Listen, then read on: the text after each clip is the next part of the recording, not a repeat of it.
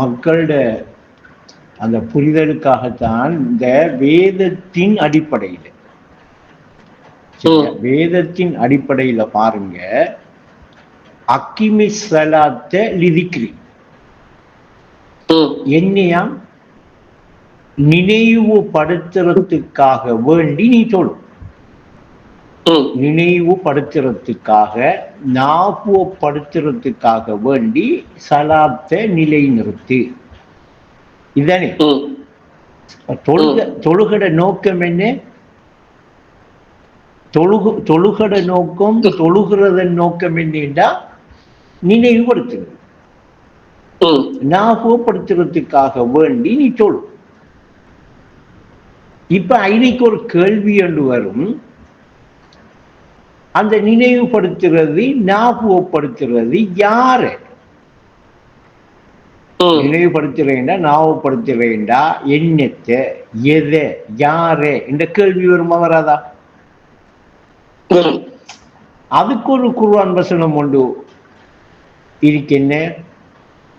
வலதிக்ருல்லாஹி அக்பர். நான் இந்த சொல்றத நீங்க வரிச கிரமமா இந்த வசனங்களை நோட் பண்ணி வச்சுக்கோங்க, உங்களுக்கு தேவைப்படும். வலதிக்ருல்லாஹி அக்பர். வலதிக்ருல்லாஹி அக்பர் என்றா என்ன? அல்லாஹ்வை நினைவுபடுத்துறது, அல்லாஹ்வை ஞாபகப்படுத்துறது மிகப்பெரிய காரியம். அல்லாஹ்வை நினைவுபடுத்துறது, அல்லாஹ்வை ஞாபகப்படுத்துறது என்ன மிகப்பெரிய காரியம்.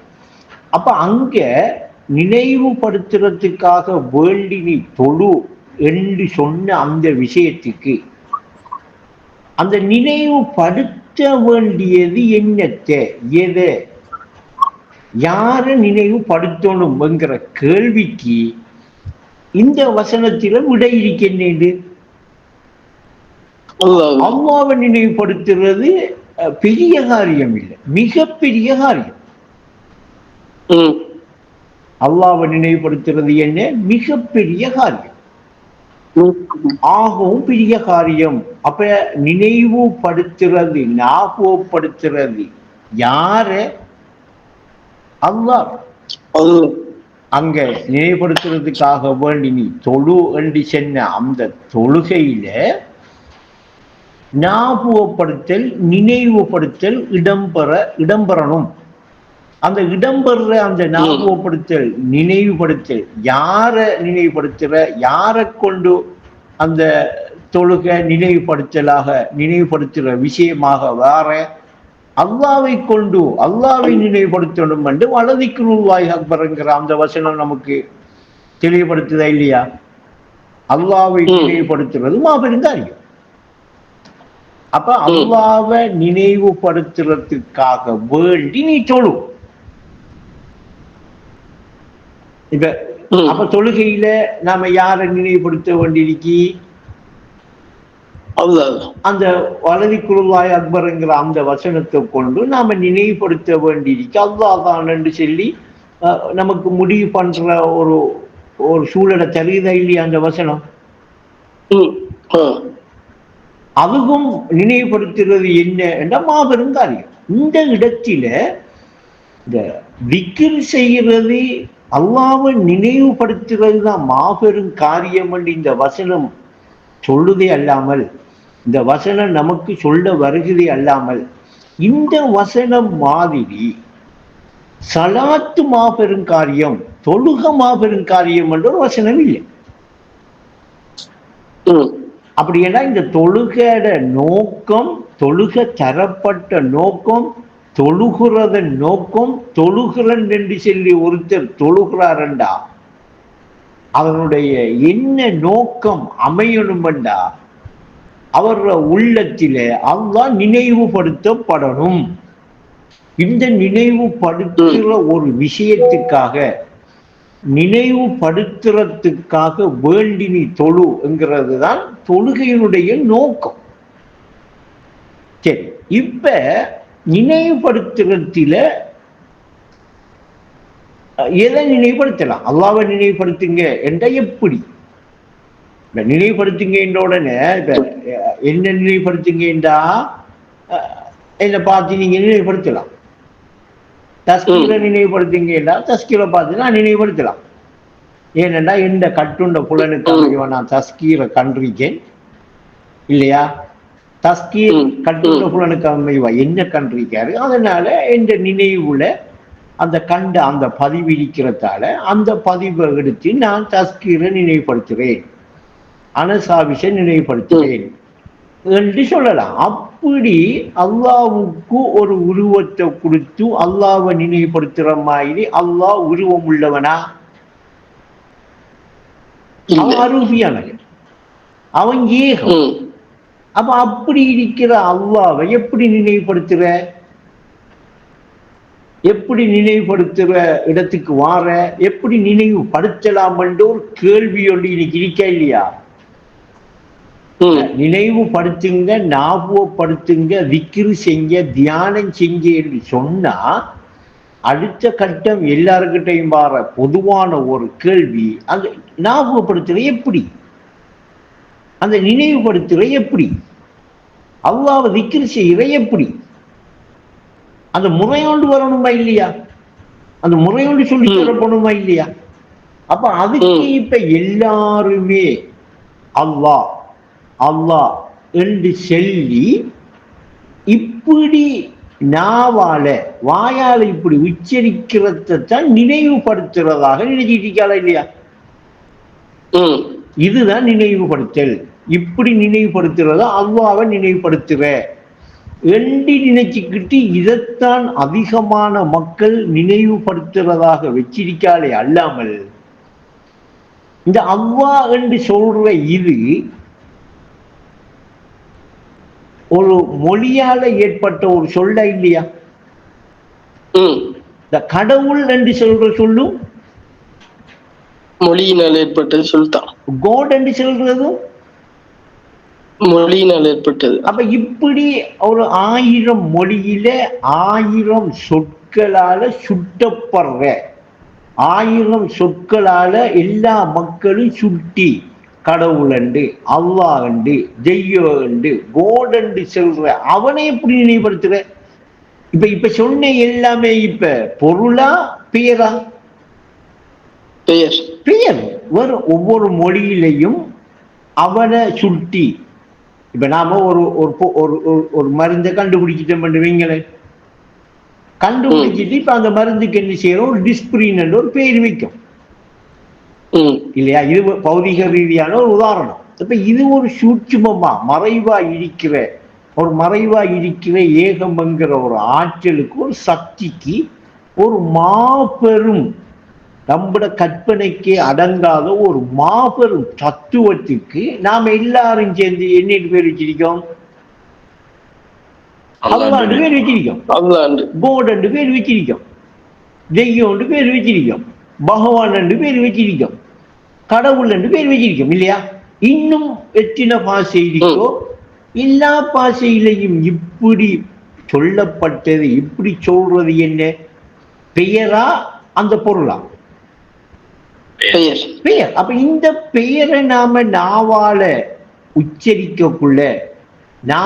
உச்சரிக்கிறதால அந்த பெயருக்குரியவனை ஞாபகப்படுத்துறதாக, நினைவுபடுத்துறதாக மாபெரும் காரியமாக அமையுமா?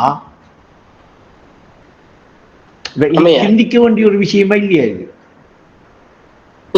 அமையவே அமையாது. ஏன்? இப்ப நாம இங்க அவ்வாண்டு சொல்லி ஒரு பேரை நாம வாயால உச்சரிக்கக்குள்ள இன்னொரு சமூகம் என்ன செய்யுது? கடவுள் கடவுள்னு சொல்லி ஒரு சொல்ல வச்சுக்கிட்டு அவங்க உச்சரிச்சிட்டு இருக்காங்க. இன்னொரு சமூகம் என்ன செய்யுது, கோட் என்று சொல்லிக்கிட்டு அவங்க உச்சரிச்சிட்டு இருக்காங்க. இப்ப எல்லாரும் உச்சரிக்கப்படுற இந்த பெயருக்கு, இந்த பெயர்கள் எல்லாத்துக்கும் இன்னொரு 1000 மொழியில 1000 சொல் 1000 பெயர் வருது வெங்கல. இப்படி மொழியப்படுற இந்த 1000 சொற்களுக்கும் 1000 கடவுளும் 1000 அல்லாவும் 1000 கோடுமை இருக்கி. அப்ப இந்த பெயரை நாம மொழிகிறதால அந்த பொருளை நாம நினைக்கிறதாக, அந்த பொருளை நினைவுல நாம ஞாபகப்படுத்துறதாக, திக்ராக தியானமாக வருமா, அமையுமா? இது மாபெரும் அல்லாவை நினைவுபடுத்துறது மாபெரும் காரியம் என்கிற அதுக்குள்ள வருமா? இப்போ ஒரு விஷயம் ஒன்று இருக்கு. என்னன்னா, நாம வளமையா தொழுது முடிச்சதுக்கு பிறகு பேசிமாம் சொல்லுவாரு. வளமையா தொழுவுற எல்லாருக்குமே தெரியும். பாய்லமு அன்னஹு அஃதலு திக்ரம் வேறு. பாய்லமு நீங்க அறிந்து கொள்ளுங்க, அன்னஹு நிச்சயமாக, அஃதலு திக்ர் ஞாபகப்படுத்துறதுக்கு சிறந்தது கண்டில்லை, மிகச் சிறந்தது. அக்பரு என்றா மிகப்பெரியது, அஃதலு என்றா மிகச் சிறந்தது. பேசிமாம் என்ன சொல்றாரு, அறிந்து கொள்ளுங்க, பாலமு அன்னஹு அஃதலு திக்ர் நினைவுபடுத்துறதுக்கு ஞாபகப்படுத்துறதுக்கு மிகச் சிறந்தது என்ற உடனே என்ன செய்யறோம் நாம? லா இலாஹ இல்லல்லாஹ், லா இலாஹ இல்லல்லாஹ், லா இலாஹ இல்லல்லாஹ்னு 10 தரம் சொல்றியா இல்லையா? தலையை ஆட்டி வலது கீழது ஆட்டி லா இலாஹ இல்லல்லாஹ். இப்படி என்ன செய்யறதான் மக்கள் இப்ப திக்ர் என்று நினைக்காங்க. ஈனைக்கும் இப்ப முதலாவது விஷயம் நினைவுபடுத்துறதுக்கு ஞாபகப்படுத்துறதுக்கு மிக சிறந்தது என்று சொன்ன உடனே அதுக்கு பின்னால சொல்லப்படுறது என்ன? அந்த நினைவுபடுத்துறதுக்கு மிகச் சிறந்ததாக இன்னைக்கு காட்டப்படுறது என்ன? லா இலாஹ இல்லல்லாஹ். இந்த லா இலாஹ இல்லல்லாஹ் என்கிற இந்த கலிமா தான் இன்னைக்கு என்ன செய்யப்படுகிறது, காட்டப்படுகிறது. மிகச் சிறந்ததாக நினைவுபடுத்துறது இதை விட சிறந்ததாக இன்னொன்று காட்டப்படலை. அப்படின்னா நினைவுபடுத்துறதுல பல படித்தரம் இருக்கி, இந்த பல படித்தரம் இருக்கிறதில் ஆகவும் சிறந்தது, மிகவும் சிறந்தது நினைவுபடுத்துறதுக்கு ஞாபகப்படுத்துறதுக்கு நீங்க அறிந்து கொள்ளுங்க என்ற உடனே நாம் என்ன செய்யறோம்? லா இலாஹ இல்லல்லாஹ், லா இலாஹ இல்லல்லாஹ்னு எல்லாரும் என்ன செய்யறோம். அப்படி என்ன இந்த லா இலாஹ இல்லல்லாஹ் என்கிற இந்த கலிமா தான் விக்ரி செய்யறதுக்கு நினைவுபடுத்துறதுக்கு மிகச் சிறந்தது என்று நாம் என்ன செய்யறோம்? ஏற்றுக்கொள்றோம். ஏற்றுக்கொண்டுதான் இன்னைக்கு லா இலாஹ இல்லல்லாஹ், லா இலாஹ இல்லல்லாஹ்னு சொல்றோம். அப்ப இந்த லா இலாஹ இல்லல்லாஹ் என்கிறத நினைவுபடுத்துறதால ஞாபகப்படுத்துறதால அல்லாஹ் எப்படி ஞாபகப்படுத்தப்படுறான்? அடுத்த சிந்திக்கணுமா இல்லையா? கலிமாவை ஞாபகப்படுத்துறது தான் மிகச் சிறந்ததான். அப்படி என்றா நினைவுபடுத்துறது ஞாபகப்படுத்துறத அந்த வசனம் சொல்லுது, அல்லாஹ்வை ஞாபகப்படுத்துறது தான் மிகப்பெரிய காரியமா. அப்ப அல்லாஹ்வை ஞாபகப்படுத்துறதுக்கு மிகப்பெரிய காரியம் என்று சொன்ன அந்த குர்ஆன் வசனம் இங்க நினைவுபடுத்துறதுக்கு ஞாபகப்படுத்துறதுக்கு மிகச் சிறந்ததாக லா இலாஹ இல்லல்லாஹ் என்கிற கலிமாவை காட்டினா, அந்த கலிமாவால யார் நினைவுபடுத்தப்படணும்? அல்லாஹ் நினைவுபடுத்தப்படணும் இல்லையா? அல்லாஹ் நினைவுபடுத்தப்படாட்டி அந்த நினைவுபடுத்துறதுல ஞாபகப்படுத்துறதுல மிகப்பெரிய காரியம் இந்த திக்ர் என்கிறது என்ன என்கிற விஷயத்தில லா இலாஹ இல்லல்லாஹ் என்று காட்டப்படுறது என்ன ஆயிடும்? பிழையாயிடும்.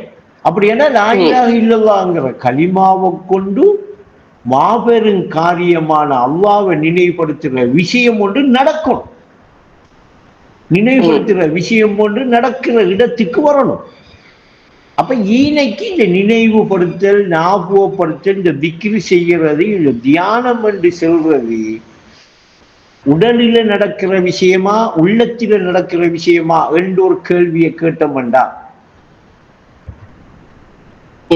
உள்ளத்தால செய்யப்படுற உள்ளத்தில நடக்கிற ஒரு விஷயம்ங்கிறது தான் நமக்கு தெளிவான ஒரு விட வரும். ஏன்னா உடலால நினைவுபடுத்துறது, உடலால ஞாபகப்படுத்துற ஒரு விஷயம் ஒன்று இல்லை விக்கிறேன்டா. அப்ப தியானம்ங்கிறது விக்கிறங்கிறது உள்ளத்தால என்ன செய்யணும், செய்யப்படணும், நினைவுபடுத்தப்படணும். அந்த நினைவுபடுறதால உள்ளம் என்ன செய்யணும், ஓர் நிலைப்படணும். ஓர் நிலைப்பட்டு ஓர் நிலைக்கு வாரதுதான் தியானம் விக்க. அப்ப இப்படி ஓர் நிலைப்பட்டு ஓர் நிலைப்படுத்தப்படுற அந்த நினைவு, அந்த திக்ர், அந்த மாபெரும் காரியம் என்ன? லா இலாஹ இல்லல்லாஹ். அப்படின்னா களிமா தான் என்ன செய்யணும், நினைவுபடுத்தப்படணும். களிமா நினைவுபடுத்தப்படுறதால, களிமா திக்ர் செய்யப்படுறதால அதுல யாரு நினைவுபடுத்தப்படுறா என்று வரணும்டா, அல்லாஹ் நினைவுபடுத்தப்படுறதாக வரணும். அப்ப நாம ஏற்கனவே பேசின விஷயத்தில இந்த அல்லாஹ் என்று நினைவுபடுத்துற அந்த வசனம், அந்த சொல், அது பொருள் அல்ல. கடவுள் என்று சொல்லி நாம சொல்ற இந்த சொல், இந்த பெயர் பொருள் அல்ல. அப்ப இந்த பெயர்களால ஒரு பொருள் ஒன்று சுட்டப்படுகிறது. பொருள் ஒன்று என்ன செய்யப்படுகிறது, நமக்கு காட்டப்படுகிறது. அந்த பொருளை சரியா பிடிக்காம, அந்த பொருளை சரியா புரிந்து கொள்ற இடத்துக்கு நம்முடைய உள்ளம் வராதத்தில, அதை நமக்கு யாரும் காட்டி தராம, அது முறைப்படி அதை நமக்கு சொல்லி தராதத்தில, முறைப்படி அதை நமக்கு காட்டி தராதத்தில நாம என்ன செஞ்சுக்கிட்டு போறோம், அல்லாஹ்வை நினைவுபடுத்துறதாக அல்லாஹ்வுடைய பேரை நினைவுபடுத்துறோம். எப்படி? அல்லாஹ் அல்லாஹ் அல்லாஹ். இப்ப அல்லாஹ்ங்கிற இந்த பெயரை நினைவுபடுத்துறதால உள்ளம் அந்த பொருளை, அல்லாஹ் என்ற சொல்ல கொண்டு சுட்டப்படுற அந்த பொருளை நினைவுபடுத்துதா? இல்லை. அப்படி நினைவுபடுத்தாட்டி அடுத்த கட்டம் அல்லாஹ்வை நினைவுபடுத்துற எப்படி என்று குர்ஆன் ஹதீஸை வச்சு தேடி இருக்கணுமா இல்லையா? தேடி கண்டுபிடிச்சிருக்கணுமா இல்லையா? கண்டுபிடிச்சா தானங்க அல்லாஹ்வை நினைவுபடுத்துற முறை, அல்லாஹ்வை திக்ர் செய்கிற முறை, அல்லாஹ்வை நினைவுபடுத்துறதுக்காக வேண்டி தொழுகையை நிலைநாட்டுற அந்த முறைக்குள்ள வந்திருப்போம். அப்பெல்லாம் அந்த முறைக்குள்ள வரலாம். அப்ப அப்படி பார்க்கக்குள்ள குர்ஆன்ல 2 இடத்துல வருகிறது, லா இலாஹ இல்லா அன வருகிறதா இல்லையா? லா இலாஹ இல்லா அன ஒரு இடத்துல இன்னனி அனல்லாஹு லா இலாஹ இல்லா அன என்று வருகிறது. ஒரு இடத்துல நாங்க நல்லடியார்களுக்கு இந்த கலிமாவை இறக்கி கொடுத்தோம் என்று சொல்ற அந்த கலிமா இறக்கப்பட்ட அந்த இடத்திலையும் லா இலாஹ இல்லா அன என்று வருகிறது.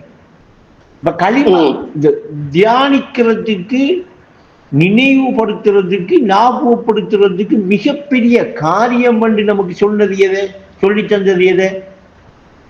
லா இலாஹ இல்லல்லாஹ்.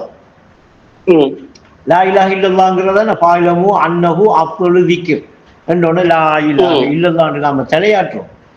அப்படி என்றால் நினைவுபடுத்த, ஞாபகப்படுத்த மிகச் சிறந்தது லா இலாஹ இல்லல்லாஹ் என்று நமக்கு வெளிப்படையா தந்த இந்த கலிமாவுல அல்லாஹ் என்று வார அந்த இடத்தில இந்த லா இலாஹ இல்லா அன என்று வார அந்த வாக்கியத்தில அல்லாஹ் என்று வார இடத்துல என்ன என்று வருகிறது?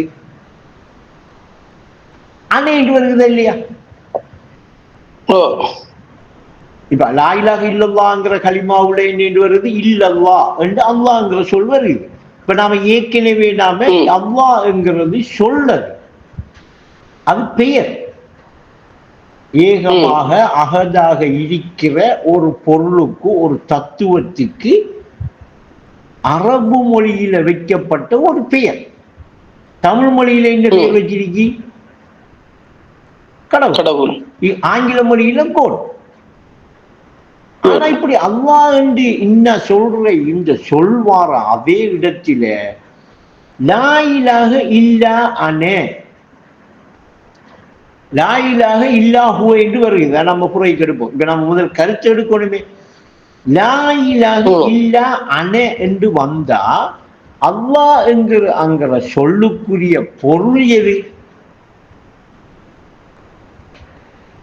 அனே அனே என்கிறது உள்ளத்தால உணரப்படுற உள்ளத்தால உணர்ற ஒரு மொழியாக இருக்கி அல்லாமல் உள்ளத்தால உணரப்படுற ஒரு கருத்தாக அமையுமே அல்லாமல் வாயால நான் நான் நான் என்று யார் உச்சரிக்கிறையா? நான் என்று யார் உச்சரிச்சா இங்க செல்லுங்க. அப்படியென்றா இவர் அல்லாஹ் என்று வெளிப்படுத்துகிற இந்த சொல்லுக்கு அர்த்தமாக கருத்தாக லா இலாஹ இல்லா அனே என்று அந்த சொல் வார அதே இடத்தில அனே என்கிற சொல் வாரத்தால இவர் அர்த்தமாக கருத்தாக இப்ப எதை எடுக்க வேண்டியிருக்கு? இது பௌதீகமா வெளிப்படையாக பேசுற விஷயம். இந்த மறைவாளன் சொல்ற விஷயமா இது? அனே என்று எடுக்க வேண்டியிருக்கு. அப்படி என்ன அல்லாஹ்ங்கிற சொல்லுக்கும் கடவுள் என்கிற சொல்லுக்கும் தெய்வங்கிற சொல்லுக்கும் கோடுங்கிற சொல்லுக்கும் அந்த எல்லா மொழியாலையும் சொல்லப்படுற இந்த பெயருக்கு பொருளாக அர்த்தமாக கருத்தாக லா இலாஹ இல்லா அனே அரபுல அனே என்று எடுத்தா தமிழ்ல என்று எடுக்கும். அப்ப ஈனைக்கு இந்த கருத்தை இந்த அர்த்தத்தை அவரு அந்த சொல்லப்படுற சொல்லுக்குரிய பொருளாக உள்ளத்தில எடுத்துட்டாரண்டா எடுக்கிற இடத்துக்கு வந்துட்டாரண்டா இப்ப பிரான நரம்பை விட சமீபமாக அல்லாஹ் இருக்கிறான் நாம் இருக்கிறோம் என்று சொல்ற அந்த வசனத்துக்குரிய அந்த ஆயத்துக்குரிய அர்த்தம் பிடிபடுமா இல்லையா? அவருக்கு பிடிபடுற இடத்துக்கு வருவாரா இல்லையா? இப்ப அல்லாஹ்வை நினைவுபடுத்துறேன்டா அல்லாஹ்வை ஞாபகம் செய்கிறேன்டா அந்த மாபெரும் காரியம் அல்லாஹ்வை நினைவுபடுத்துறது தானண்டா. அந்த நினைவுபடுத்துறது நினைவாயிலமோ அன்னகு அப்பொழுது விக்கிர் நினைவுபடுத்துறது தான் மாபெரும் காரியம். நினைவுபடுத்துறது தான் நினைவுபடுத்துவதற்கு மிகச் சிறந்தது. லா இலாஹ இல்லல்லாஹ் என்கிற இந்த கலிமாவை கொண்டு லா இலாஹ இல்லா அனே என்கிற அர்த்தம் அவருடைய கருத்து அவருடைய உள்ளத்தில் உணரப்படுமா இல்லையா? உணர்வதற்கு வருவாரா இல்லையா? அப்ப இப்ப அவர நாவால அல்லாஹ் என்று சொல்லப்படுறது என்ன? பெயர். கடவுள் என்று சொல்லப்படுறது என்ன? பெயர். கோட் என்று சொல்லப்படுறது என்ன? பெயர். அதுக்குரிய அர்த்தமாக அதுக்குரிய கருத்தாக அல்லாஹ்வை நினைவுபடுத்துற அந்த பொருளாக உள்ளத்தில அந்த நான் இருக்கிற அந்த உணர்வை எடுக்க மாட்டாரா? இப்ப அதை உணர மாட்டாரா? இப்ப நான் என்று இருக்கிற அவன்தான் என்று சொல்லி அவர் நினைவுபடுத்தினா ஞாபகப்படுத்தினா அல்லாஹ்வை ஞாபகப்படுத்துற கல்பு விக்ர் செய்கிற கல்பு சாந்தி பெறுகிறது என்கிற விஷயமும் ஞாபகப்படுத்துறதுக்கு மிகச் சிறந்தது லா இலாஹ இல்லல்லாஹ் என்கிற கலிமாவை கொண்டு லா இலாஹ இல்லா அனே என்கிற கருத்து உணரப்படுற விஷயமும் மாபெரும் காரியம். அல்லாஹ்வை ஞாபகப்படுத்துறது மாபெரும் காரியம் என்கிற அந்த விஷயமும் இந்த நினைவுபடுத்துறதுக்காக இந்த ஞாபகப்படுத்துறதுக்காகத்தான் நீ தொழு என்கிற விஷயமும் உள்ளத்தால உள்ளபடி அவர் உணர்ந்து கொள்ற ஒரு இடத்துக்கு வருவாரா இல்லையா? அல்லாஹ்வை உணர்த்தக்கூடிய உணரக்கூடிய அந்த முறை அந்த அறிய வேண்டிய முறை அணுக வேண்டிய முறையும் அவருக்கு புரியுமா இல்லையா? அந்த புரியுற இடத்துக்கு அவர் வருவாரா இல்லையா? இப்ப பிரான நரம்பை விட சமீபமா அல்லாஹ் இருக்கான் என்று நம்புற நம்பிக்கை கற்பனையான நம்பிக்கையாக இருக்குமா, இல்ல நிஜமான நம்பிக்கையாக மாறுமா? நிஜமான நம்பிக்கை. இவருக்கு மூவி, இவர் தான் ஆரம்ப மூவி. இப்பதான் அல்லாஹ்வை என்ன செஞ்சிருக்காரு, ஈமான் கொண்டிருக்கார். இப்படி இல்லாம கற்பனை பண்ணிக்கிட்டு எங்கே கடவுள் இருக்கான், எங்கே அல்லாஹ் இருக்கான், எங்கே தெய்வம் இருக்கான், எங்கே பகவான் இருக்கான்னு பண்றதெல்லாம் இருக்கே, அப்படி கிடையாது. அவர் கற்பனை அல்லாமல் இன்னும் அவர் நிஜமாக பிராண நரம்பை விட சமீபமாக இருக்கிற அந்த கடவுளை, அந்த அல்லாஹ்வை நினைவுபடுத்த, விக்கிர் செய்ய, தியானிக்க தெரியாத ஒரு ஆளாத்தான் இப்ப கற்பனை பண்றது. தெரிஞ்சுக்கிட்டவரு தெரிகிற இடத்துக்கு வந்தாரண்டா, புரிஞ்சுக்கிட்டாரண்டா, இந்த அல்லாஹ்வை நினைவுபடுத்துற எப்படி என்கிற கேள்விக்கு நான் இப்ப சொன்ன விளக்கத்தை எண்ணி எடுப்பாரு, பதிலா எடுப்பாரு. இதுதான் விளக்கம் என்று விளங்கிக் கொள்வாரு. இப்படி நினைவுபடுத்துறது, இப்படி ஞாபகப்படுத்துறது தான் அல்லாஹ்வை நினைவுபடுத்துற முறை. இப்படி நினைவுபடுத்துற இந்த முறையை அறிஞ்சாத்தான் உள்ளத்தால நான் அல்லாஹ்வை நினைவுபடுத்துறேன் என்று அர்த்தமாகும். அல்லாஹ் நான் சொல்றது நாவால வாயால சொல்ற ஒரு பேரே அல்லாமல் உள்ளத்தால நான் அல்லாஹ்வை உணர வேண்டிய, நினைவுபடுத்த வேண்டிய ஒரு விஷயம் இப்படி எடுக்காத வரைக்கும் நடக்கவே நடக்க. அப்ப கற்பனை கடவுள் இல்லாட்டி கற்பனை அல்லாஹ். அப்ப வேதம் சொல்லுது, கற்பனையான ஒரு இலாக நீங்க என்ன செய்யாதீங்க, எடுத்துக்கொள்ள. அதனால் நீங்கள் வேதனை செய்யப்படுவீர்கள். அப்ப இன்றைக்கு அதிகமான ஆட்கள் வேதனை செய்யப்படுற நிலையில, வேதனை செய்யப்படுற சூழல்ல அவங்களை சூழ்ந்து வேதனையை இருக்கிற ஒரு காலத்துக்குள்ள இருக்காரண்டா. என்ன அர்த்தம்? அல்லாஹ்வை நினைவுபடுத்த வேண்டிய, அல்லாஹ்வை ஞாபகப்படுத்த வேண்டிய முறையை அறியாம, அதை அணுகிற முறையை புரியாம செயற்படுறதால, கற்பனையாக வச்சு கடவுளை நம்புறதால, கற்பனையாக வச்சு அல்லாஹ்வை நம்புறதால, கற்பனையாக வச்சு அல்லாஹ்வை நம்புற ஈமான் விசுவாசம் பண்ணி நினைச்சுக்கிட்டு இருக்கிறதால வேதனை செய்யப்பட்டு இருக்காளா இல்லையா, வேதனை செய்ய வர்றாளா இல்லையா? அப்ப பிராண நரம்பை விட சமீபமா இருக்கிற அந்த அல்லாஹ்வை வேதம் நமக்கு இன்னா நான் சொன்ன இந்த அடிப்படையில நமக்கு காட்டி தருகிறதா இல்லையா, உணர்த்தி தருகிறதா இல்லையா? அப்ப இந்த அல்லாஹ்வை இப்படி அறிய வேண்டிய முறைக்கு அறிஞ்சி, அணுக வேண்டிய முறைக்கு அவர் அணுகினாரண்டா, அவரோட உள்ளம் நின்ற நிலையிலும், உட்கார்ந்த நிலையிலும், நடந்த நிலையிலும் அல்லாஹ்வை என்ன செய்யுமா, அந்த நான் என்று இருக்கிற அந்த உணர்வு நிச்சயமாக அல்லாஹ் தான் என்று நினைவு பண்ணிக்கிட்டு விக்கிரி செஞ்சுக்கிட்டே இருந்தா எந்நேரமும் எக்கணமும் அவனோட யார் இருக்கா, அல்லாஹ் இருக்கிறதாக நம்புவானா இல்லையா? அல்லாஹ் இருக்கிறதாக அந்த நம்பிக்கை என்ன செய்யும், உறுதியாகுமா இல்லையா? அல்லாஹ் இருக்கிறதாக நம்புற அந்த நம்பிக்கையை திரும்பையும் நம்ப அந்த நம்பிக்கையுடைய சக்தி வலுவாகுமா இல்லையா? இப்ப அவன் அல்லாஹ் இருக்கிற உண்மையான அந்த ஏக வியாபக தத்துவத்தை உணரக்கூடிய பக்குவத்துக்கு உள்ளம் வருமா, உடல் வருமா? உள்ளம் வரும்.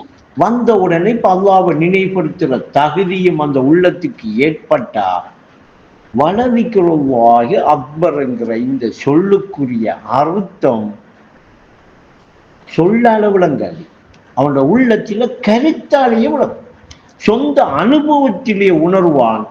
அல்லாஹ்வை நினைவுபடுத்துறது, அல்லாஹ்வை திக்ரு செய்கிறது மாபெரும் காரியம். இந்த உலகத்தில இருக்கிற எந்த காரியங்களுக்கும் இந்த அல்லாஹ்வை நினைவுபடுத்துற இந்த காரியத்தை சமன் ஒப்பு உவமையா எடுக்கவே இல்லாண்டா உங்களை கொள்வானா இல்லையா?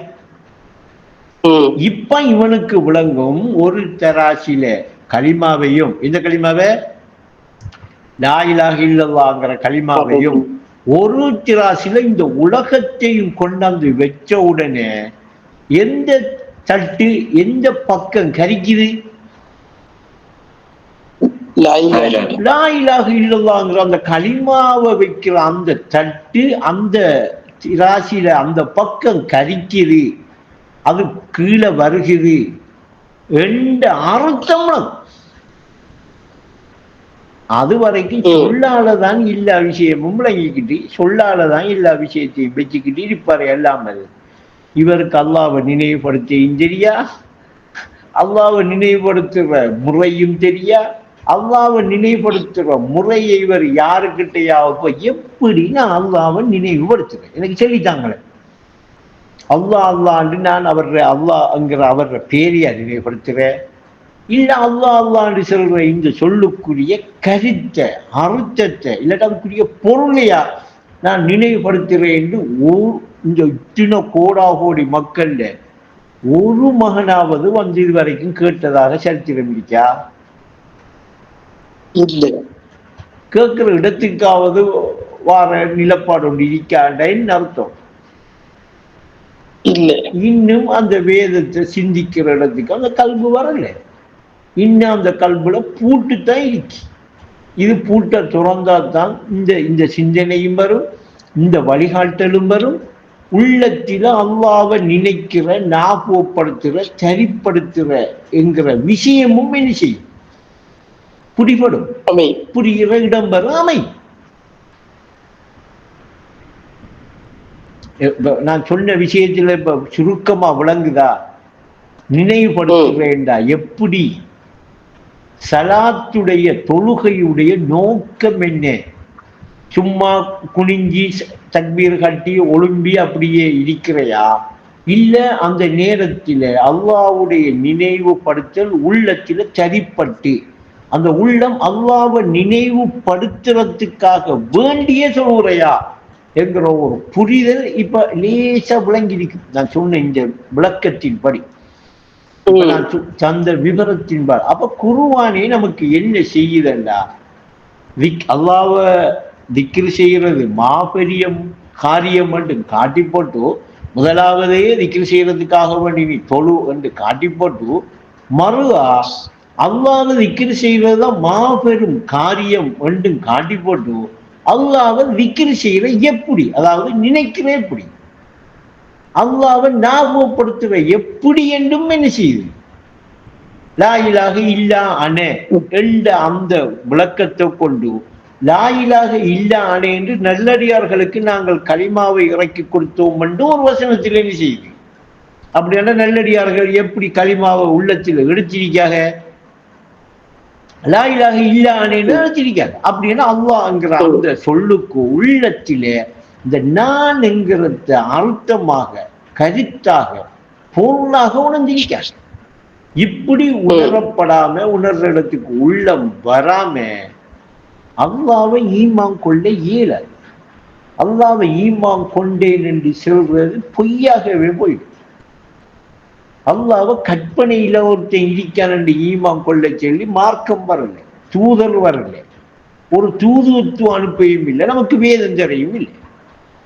நித்தியமா நிலையா அல்லாஹ் இருக்கான் என்று சொல்லி நமக்கு நம்முட அனுபவத்திலையும் உணர்ந்து கொள்ற ஒரு வழி, ஒரு மார்க்கம் தான் வேதம் தந்திருக்கிற மார்க்கம். அதை உணர்த்தி தாரதுக்கு தான் இவ்வளவு ரசகுமாருன்னு தந்தேன். அல்லாஹ் ஒருத்தன் இருக்கான் என்று சொல்லி தாரதுக்கு வரல. அப்படின்னா அந்த ரசகுமார் வந்த அந்த கால பகுதியிலே அந்த மக்கள் என்ன செஞ்சாங்க? அல்லாஹ் ஒருத்தன் இல்லை என்று மறுக்கல. அந்த மக்கள் மறுத்ததாக அங்க சொல்லையும் இல்லை. அப்ப ஈழைக்கு நீங்க கற்பனையில வச்சிருக்கிறத உங்களோட உள்ளத்துக்கு எப்படி கொண்டாற, உள்ளத்தில நீங்க எப்படி உணர்ற, உள்ளத்தில பிராண நரம்பை விட சமீபமா இருக்கிறத காட்டி கொடுக்கறதுக்கு, அதை கண்டு அந்த வழியால போறதுக்கு தான் அவர்களுக்கு 13 வருட காலம் கலிமாவுடைய விளக்கம், அந்த கலிமாவை தியானிக்கிறதுக்குரிய விளக்கம், அந்த கலிமாவை திக்ர் செய்கிற எப்படி என்கிற விளக்கம் கொடுக்கப்பட்டிருச்சு. அந்த காலப்பகுதிக்குள்ள யாருக்குமே தொழுகிறத பத்தியோ ஜக்காத்தை கொடுக்கறத பத்தியோ ஹஜ்ஜு கொடுக்கறத பத்தியோ கொடுக்கவே இல்லை.